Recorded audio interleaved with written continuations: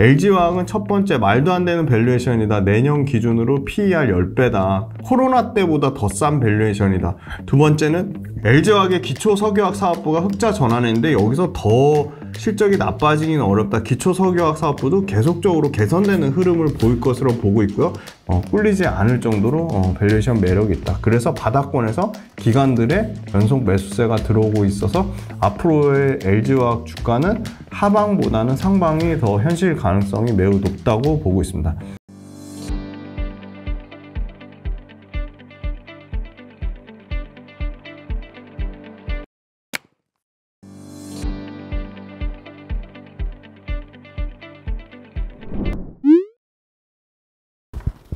안녕하세요. 김지윤의 훈훈한 주식의 김지윤입니다. 오늘은 9월 3일 화요일입니다. 화요일 장 끝나고 감사한 마음으로 찍으러 왔습니다.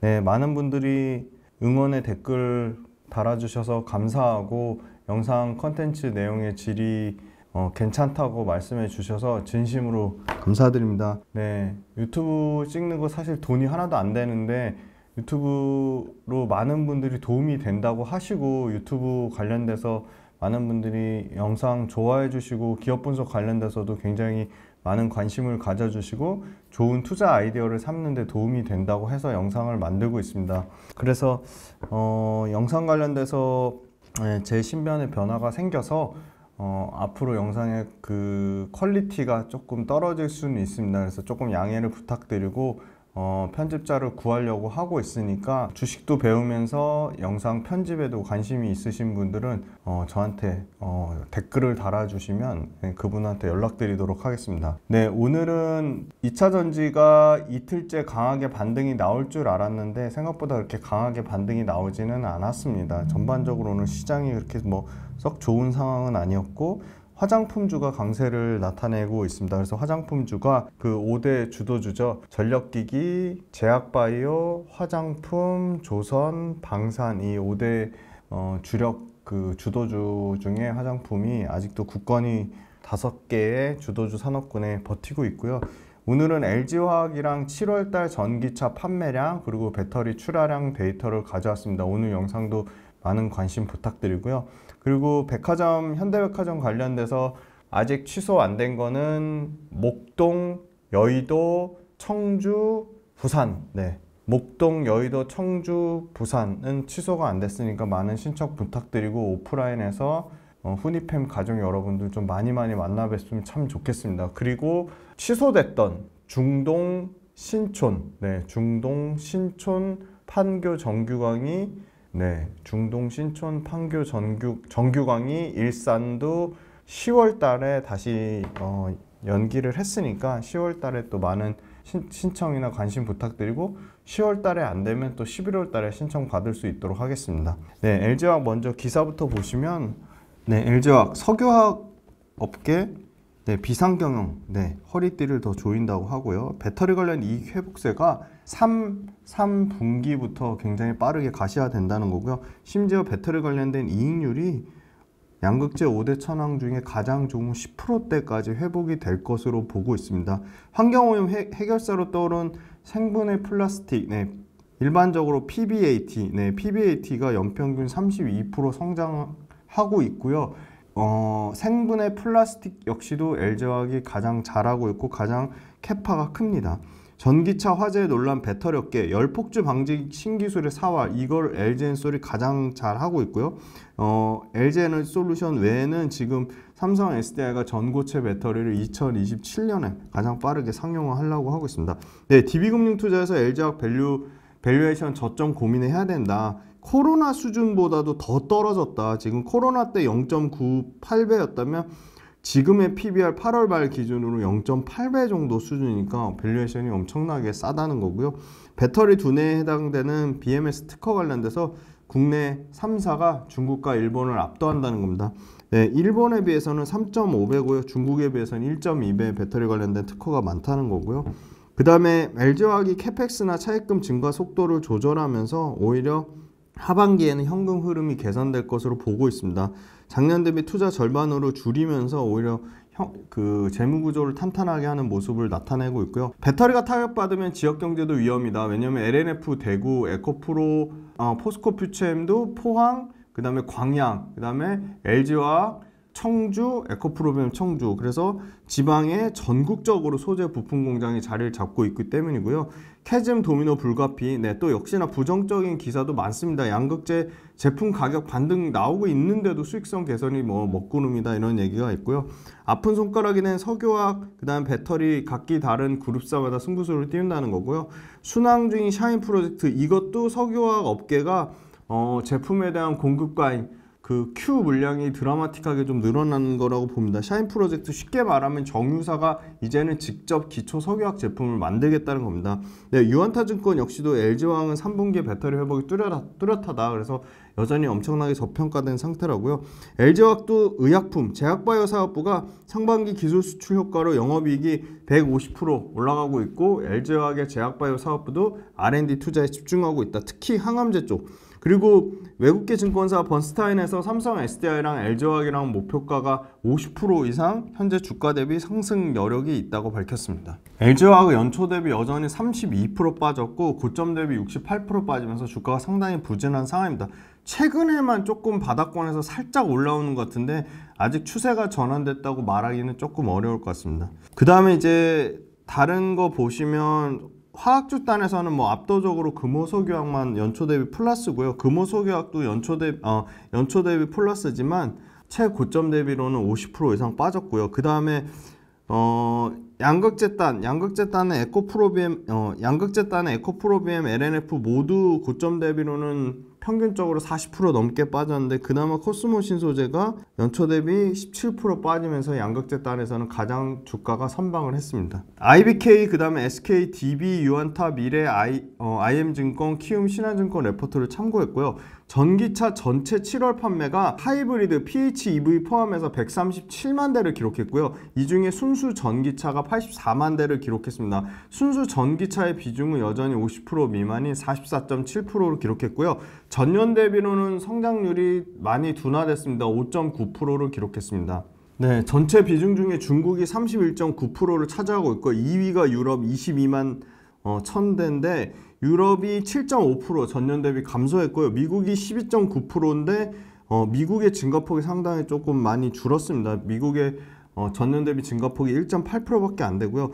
7월 달에 전체 137만 대 중에 글로벌 탑티어, 그러니까 글로벌 탑 10 브랜드가 68%를 차지했고요. 1등이 BYD가 33만, 2등이 테슬라가 12만 2천입니다. 테슬라가 예전보다 많이 판매량이 좀 줄어들었습니다. 3등이 길리고요. 네, 길리 같은 경우는 볼보랑 합작이죠. 그래서 길리가 10만 대로 3등이고요. 중국 포함입니다. 4등이 상하이 자동차가 7.6만이고요. 전체 7입니다. 현대기아차가 4만 8천 대를 기록했습니다. 모델별로는 여전히 모델 Y가 중국을 포함해서도 전체 1위고요. BYD의 송DM이 2위, BYD의 퀸 L이 3위를 기록했습니다. 모델 3 테슬라는 4위로 떨어졌고요. BYD의 시걸 역시 5위를 차지했습니다. 그래서 2등, 3등, 5등이 모두 BYD를 차지할 정도로 BYD가 물론 중국 포함이긴 하지만 판매량이 엄청나게 빠르게 많이 올라오고 있다. 그거는 당연히 경계해야 될 부분이라고 생각하고요. 7월 달에 중국을 제외한 55만 대의 전기차가 팔렸는데 글로벌 탑 10이 여전히 46만 대로 84%의 비중을 차지했고요. 1위는 역시나 테슬라입니다. 중국 제약은 테슬라가 7만 6천 대가 팔렸고요. 2등이 폭스바겐 5만 6천 대가 팔렸습니다. 3등, 네, 대단하죠. 3등이 현대기아차가 4만 7천 대로 BMW를 1000대 차이로 간신히 제치고 3등을 차지했고요. 4위는 BMW, 5등 길리가 3만 2천 대를 기록했습니다. 네, 중국을 제외한 글로벌 판매 모델 1위 역시 모델 Y고요. 2위는 모델 3의 테슬라입니다. 네, 3위에 현대기아차의 아이오닉이 3등을 차지했습니다. 최초 3등인 것 같은데요. 4등은 볼보의 EX30, 5등은 ID4가 다시 폭스바겐의 ID4가 5등을 차지했고요. 요거는 LG 엔솔의 배터리가 들어갑니다. 7월달 전체 미국은 12만 9천 대를 기록했는데 이 중에 그 순수 전기차가 10만 5천 대고요. 전년 대비 판매량은 4.7%로 기록했습니다. 네, 하이브리드 차는 미국에서는 그렇게 크게 판매량이 늘어나지 못해서 8.9% 감소했고요. 전년 대비로는 전체 테슬라가 37.2%를 차지했는데 눈여겨봐야 될 거는 현대기아차가 2등입니다. 포드를 제치고 현대기아차가 9.1% 점유율을 기록했고요. 포드가 7.3, 스텔란티스가 7.2, 박빙입니다. 포드하고 스텔란티스. 그 다음에 GM이 5등으로 떨어졌고요. 7.1%. 도요타가 7월달 데이터는 많이 올라왔습니다. 4.8%. 이건 하이브리드 영향이 큰 것 같고요. 7월달에 유럽 데이터는 유럽이 22만 1000대를 팔았는데 이 중에 순수 전기차가 14만 7000대. 근데 순수 전기차는 전년 대비 7.5% 감소했습니다. 그런데 여기는 하이브리드 차도 전년 대비 7.5% 감소하면서 유럽은 순수 전기차 하이브리드 모두 부진했습니다. 폭스바겐이 여전히 1등이고요. 21.4%의 점유율을 차지했고요. BMW가 11.8%의 점유율로 2등으로 다시 올라섰습니다. 길리가 10.8%, 스텔란티스가 9.9%, 다임러가 9.7%, 테슬라가 7.1%로 테슬라가 지금 6등으로 떨어졌습니다. 중국은 31.9% 전체 성장했고요. 91.8%까지 전기차가 팔렸는데 이 중에 순수 전기차는 전년 대비 9% 성장한 50만 2천 대를 기록했고요. 역시나 BYD가 중국에서도 압도적으로 1등입니다. 34% 비중을 차지했고 나머지 길리, 상하이 자동차, 장안, 테슬라는 5%로 순위는 7등까지 밀렸습니다. 7월달 전기차 전체 침투율은 20.9%인데 우리가 주력으로 하는 미국 시장은 10.1%로 아직도 5배에서 6배 시장 성장 여력이 남아있다고 보고 있고요. 유럽은 이제 22%까지 올라왔습니다. 유럽은 22%로 앞으로 성장 여력은 대략 2.5배 정도 남아있다고 보고 있습니다. 중국은 40.6%까지 올랐습니다. 중국 이 40%가 넘는 거는 최초인 것 같은데요. 중국은 이제 40.6%로 앞으로 성장이 급격하게 둔화될 일만 남았다고 보고 있습니다. 7월달 전체 글로벌 배터리 출하량은 69.4GW입니다. 이 69.4GW를 기억해 두시면 좋을 것 같아요. 왜냐하면 지금 상황이 안 좋은 상황에서 조금 이제 회복되는 국면이니까 이게 최악의 바닥 정도 수준이구나. 69.4인데 YOY 전년 대비로는 22.4%가 증가했고요.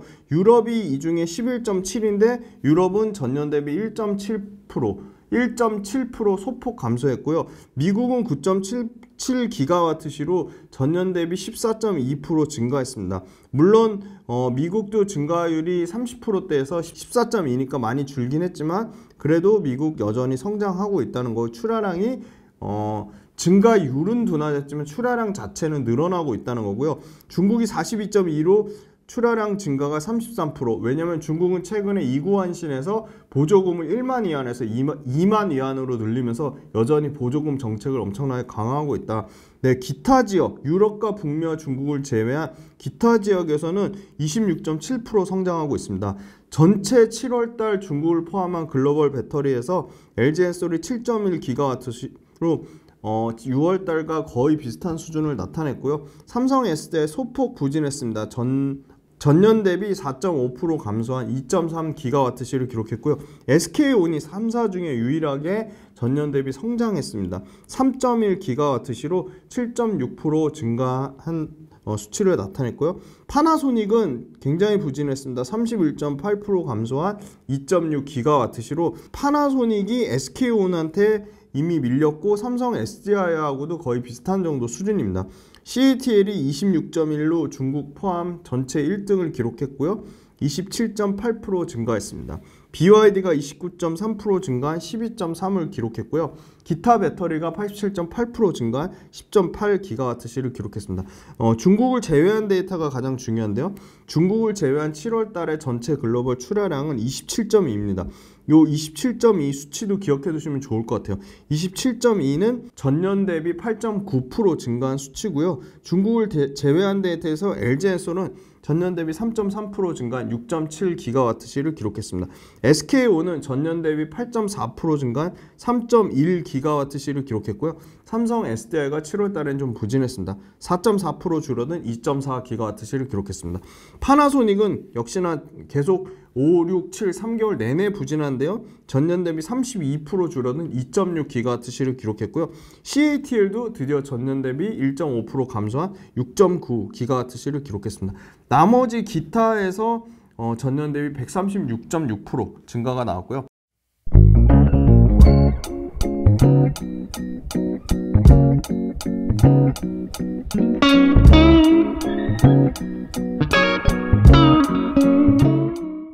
(7월달에) 미국 배터리 출하량 보면 9.7입니다. 9.7GWh는 전년 대비 14% 증가한 케이스고요.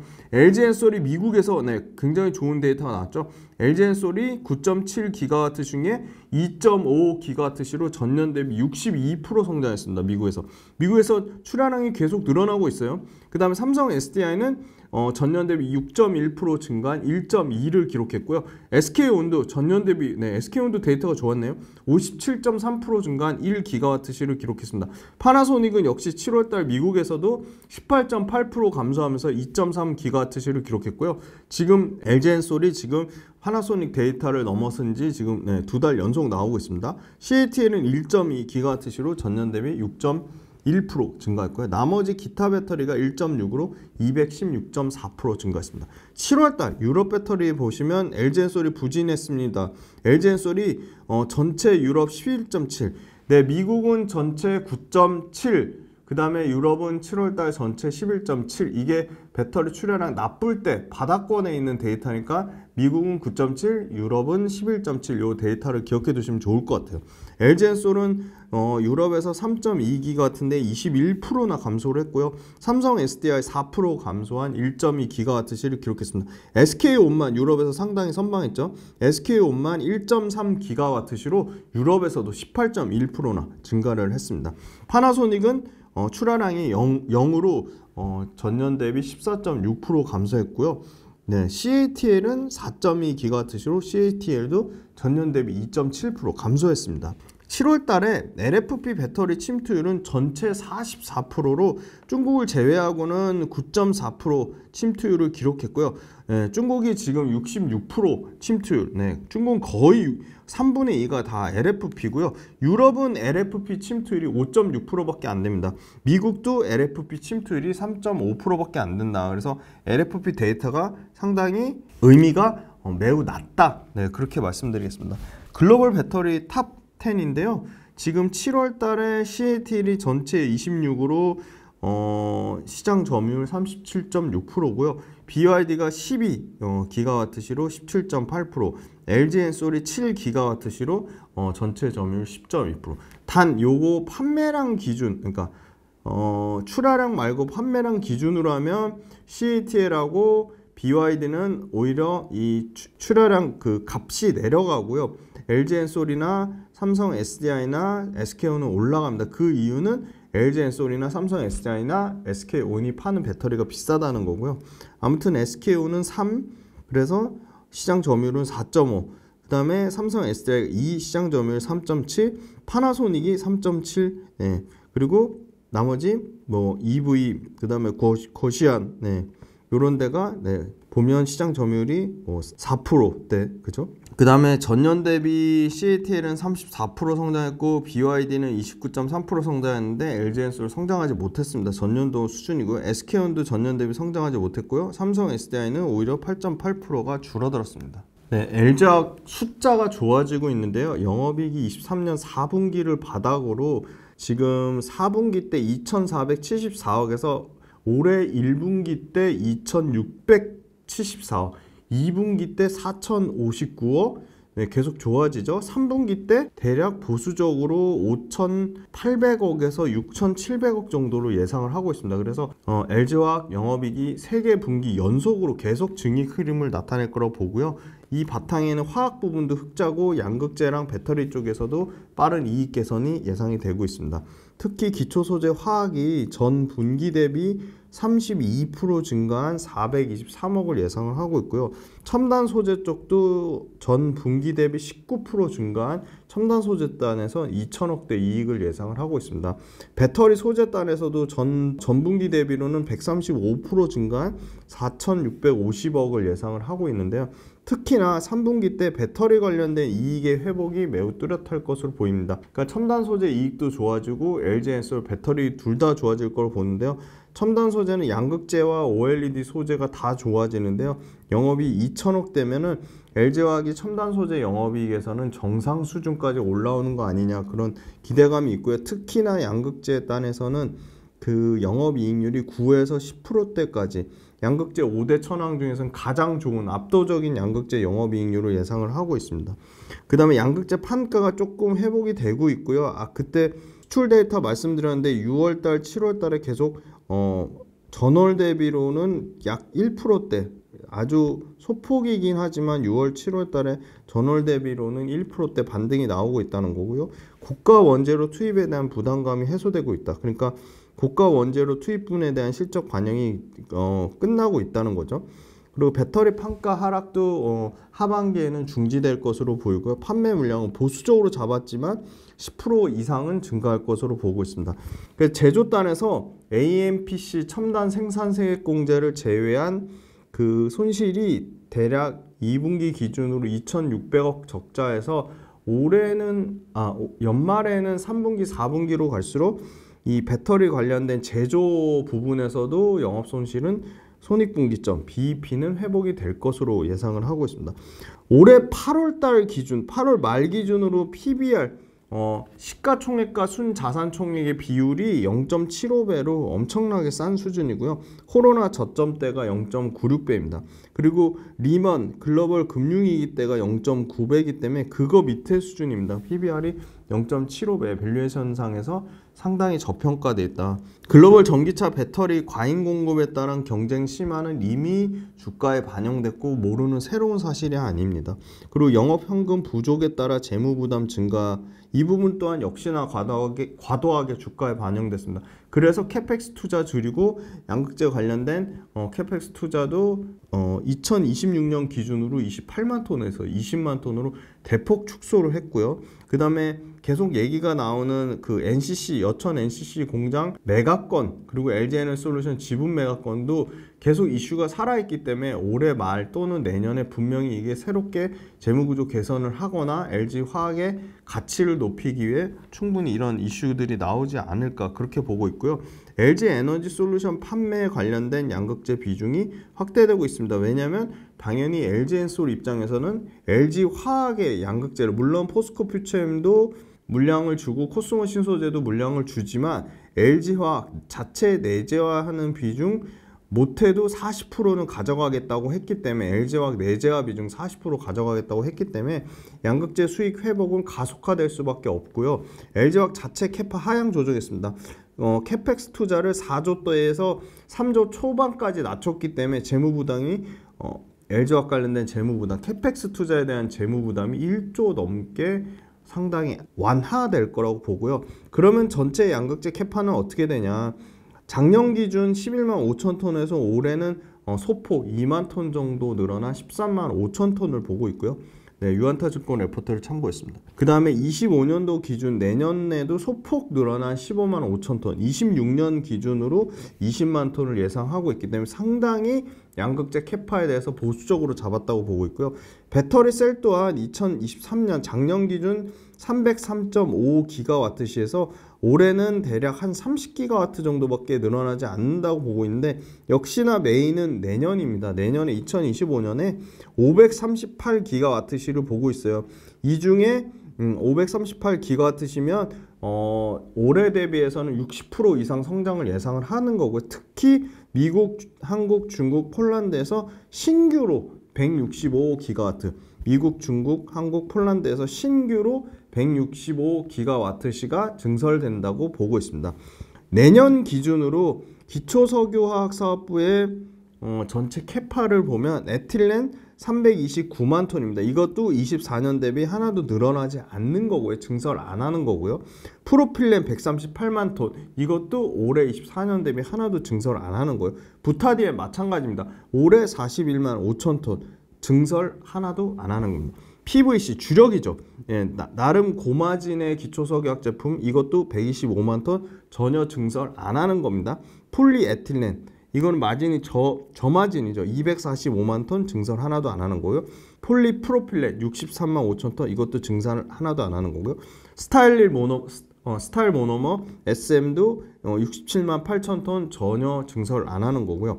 에틸렌 글리콜 13만 톤 이것도 증설 안 하는 거고요. ABS 가전제품에 들어가는 고마진 제품이죠. PVC나 ABS 같은 건 다 고마진인데 이것도 200만 톤 올해 대비 증설 안 하는 거고, 폴리스티렌 PS도 19만 톤 증설 안 하는 거고, BPA 요것도 고마진이죠. 요것도 43만 톤 증설 안 하는 거고, 고무에 들어가는 BR, SBR 38만 톤 이것도 증설 안 하는 거고요. 폴리카보네이트 요것도 증설 안 합니다. 가성소다 가성소다도 고마진이잖아요. 이것도 증설을 안 합니다. 99만 5천 톤. 그 다음에 SAP 태양광 소재나 각종 가전 이런 소재로 들어가는 59만 4천 톤 이것도 증설 안 한다. 결국은 기초 석유화학 제품 중에서는 전 제품에 대해서 증설을 안 하고요. 그러면 대략적으로 에틸렌 329만 톤, 프로필렌 138만 톤, 부타덴 41만 5천 톤 요 각각의 톤수에다가 가격 곱하면 전체 매출 나오겠죠. 우리가 LG화학 기초석유화학 제품 매출이 이렇게 구할 수 있습니다. 왜냐면 각각에 대해서 기초석유화학 제품에 대해서 각각의 전체 Q 물량이 나오고 가격도 구하실 수 있거든요. 그럼 Q 곱하기 P 하면 전체 매출이 나오게 됩니다. LG화학 같은 경우는 말도 안 되는 밸류에이션인데요. 내년 기준 PER 10배입니다. 26년 기준 7배고요. 비교도 안 됩니다. 하나솔루션 25년 기준 22배고요. 금호석유화학 9배, 롯데케미칼 15배입니다. 그러니까 금호석유화학하고 비슷한 정도 수준의 석유화학 베이스로도 최저 수준이고요. 에코프로비엠, 포스코퓨처엠, 코스모신소재, LNF 모두 에코프로비엠 90배가 넘고요. 포스코퓨처엠 92배고요. 코스모신소재 33배, LNF 44배. 내년 기준으로 봐도 LG화학이 압도적으로 밸류에이션이 쌉니다. 그 다음 LG화학도 내년 기준으로는 매출이 20%, 내후년도 대략 16% 증가할 것으로 보이고요. 내년에 영업이익이 113% 늘어날 것으로 보이고 26년에도 영업이익은 57% 늘어날 것으로 보여서 LG화학도 물론 에코프로비엠이나 포스코퓨처엠이나 코스모신소재만큼의 매출과 이익 성장은 아니지만 매출과 이익이 올해 바닥 잡고 성장을 한다. 그래서 올해는 대략 50조 매출에 2조 영업이익을 예상을 하고요. 내년에는 60조 매출에 4조 3천억의 영업이익을 예상을 합니다. 26년에는 70조 매출에 6조 8천억에서 7조 이익을 예상하니까 24년보다는 25년에서 26년으로 매출과 이익이 드라마틱하게 개선되는 모습을 보일 것으로 예상하고 있습니다. LG화학 같은 경우는 외국인이 2조 넘게 팔았어요. 진짜 말도 안 되게 엄청나게 많이 팔았습니다. 연초 1월달 대비해서 2조 팔았는데 기간은 지금 1월달 대비해서 6,545억을 샀고요. 바닥권이라 인식하는지 지금 금융투자, 단타성 물량이 아니라 보험, 투신, 연기금, 사모펀드, 기타 법인, 중장기성 물량들의 기간 수급이 미친 듯이 들어오고 있고요. 지금 기간이 오늘 2시 기준으로는 조금 팔았지만 기간이 지금 6일 연속 매수하고 있고 외국인의 매수세도 들어왔습니다. 일봉상의 의미 있는 가격은 28만 1,000원, 30만 8천원, 31만 9천원, 35만 4천원, 40만원, 43만 9천원, 48만 9천원인데 지금 바닥권에서 확실히 올라오는 모습을 보여주고 있고요. 특히나 이 60일선을 지금 돌파를 했습니다. 60일선을 돌파를 했고요. 물론 아직 추세적으로는 35만 4천원, 과거의 저항 가격대를 강하게 돌파가 나와야 된다고 보고 있습니다. 월봉상의 의미 있는 가격은 28만 3천원, 40만 7천원, 53만 3천원, 77만 4천원인데 지금은 아직은 28만 3천원과 40만원의 이 박스 가격대에 있습니다. 그래서 일단은 바닥 찍고 턴어라운드 하는 모습을 확실히 보여주고 있습니다. 7월달 전기차 판매량 제일 중요한 7월달 전기차 판매량하고 배터리 출하량 말씀드렸는데요. 전기차 판매량과 배터리 출하량이 소폭이나마 미국과 유럽에서 개선되는 모습을 보이고 있는데 특히나 미국 쪽에서 개선세가 눈여겨볼 만하다. 미국에서 LG엔솔이 7월달에 62% 성장을 했고요. 그 다음에 SK온도 18% 정도 성장을 했습니다. 바닥을 찍고 돌아서는 모습을 보이지 않냐 그런 기대감이 있고 LG화학은 첫 번째 말도 안 되는 밸류에이션이다. 내년 기준으로 PER 10배다. 코로나 때보다 더 싼 밸류에이션이다. 두 번째는 LG화학의 기초석유화학 사업부가 흑자 전환했는데 여기서 더 실적이 나빠지기는 어렵다. 기초석유화학 사업부도 계속적으로 개선되는 흐름을 보일 것으로 보고 있고요. 두 번째는 양극재 캐펙스를 엄청나게 줄이면서 재무 부담도 완화했고, 양극재 캐파는 매년 2만 톤에서 3만 톤씩 계속 늘어날 건데, 일단 양극재 바닥권에서 가격이 올라오고 있고 비싸게 산 고가의 재고가 소진되면서 양극재 이익률은 정상 수준인 9에서 10% 정도, 양극재 5대 천왕 중에 원탑 양극재 이익률을 기록할 것으로 예상을 하고 있고, LG화학과 포스코 퓨처엠이 유일하게 올해 24년도에도 연간으로는 출하량이 20% 이상 전체적으로 증가할 것으로 보이고요. 마지막으로 LG화학의 LG에너지 솔루션 들어가는 물량은 꾸준히 LG에너지솔루션의 그 LG화학 자체 LG그룹사의 내재화 물량 40% 정도는 LG화학 거를 갖다 쓴다고 했기 때문에 꾸준히 안정적으로 LG에너지솔루션 물량은 늘어날 수밖에 없다. 그리고 LG화학이 도요타나 혼다 직접적으로 완성차와 양극재 계약 맺은 부분이 25년도나 26년도에 매출로 반영될 것으로 보고 있습니다. 그래서 밸류에이션 상으로 양극재 단에서 압도적인 매력을 갖고 있고, 그 다음에 석유화학 회사들하고 밸류에이션을 비교해도 LG화학은 꿀리지 않을 정도로 밸류에이션 매력이 있다. 그래서 바닥권에서 기관들의 연속 매수세가 들어오고 있어서 앞으로의 LG화학 주가는 하방보다는 상방이 더 현실 가능성이 매우 높다고 보고 있습니다. 네.